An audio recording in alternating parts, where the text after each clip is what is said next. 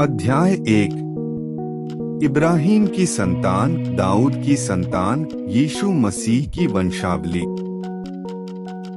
इब्राहिम से इसहाक उत्पन्न हुआ, इसहाक से याकूब उत्पन्न हुआ, और याकूब से यहूदा और उसके भाई उत्पन्न हुए। यहूदा से फिरिस, और यहूदा और तामार से जोरह उत्पन्न हुए, और फिरिस से हिस्रोन उत्पन्न हुआ, और हिस्रोन से एराम उत्पन्न हुआ। एराम से अम्मीनादाब उत्पन्न हुआ, और अम्मीनादाब से नहशोन, और नहशोन से सलमोन उत्पन्न हुआ। सलमोन और राहब से बोअज उत्पन्न हुआ, बोअज और रूत से ओबेद उत्पन्न हुआ, और ओबेद से यिशै उत्पन्न हुआ। यिशै से दाऊद राजा उत्पन्न हुआ, और दाऊद से सुलैमान उस स्त्री से उत्पन्न हुआ जो पहले उरिय्याह की पत्नी थी।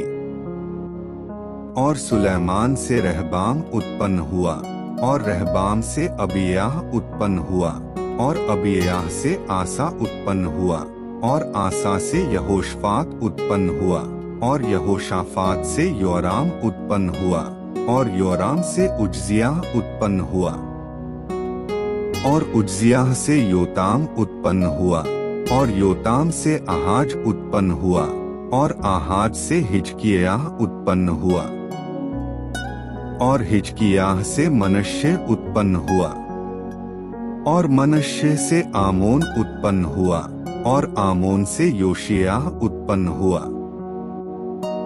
और बंदी होकर बाबुल जाने के समय में योशिय्याह से यकुन्याह और उसके भाई उत्पन्न हुए।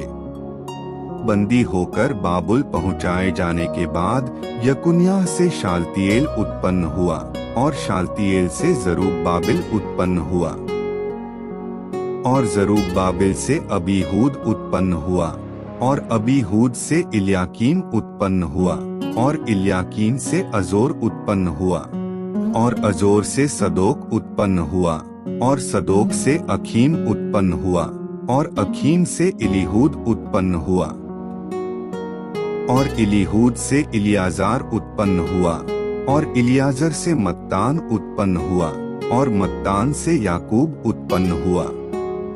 इब्राहिम से दाऊद तक सब 14 पीढ़ी हुई, और दाऊद से बाबुल को बंदी होकर पहुंचाए जाने तक 14 पीढ़ी, और बंदी होकर बाबुल को पहुंचाए जाने के समय से लेकर मसीह तक 14 पीढ़ी हुई।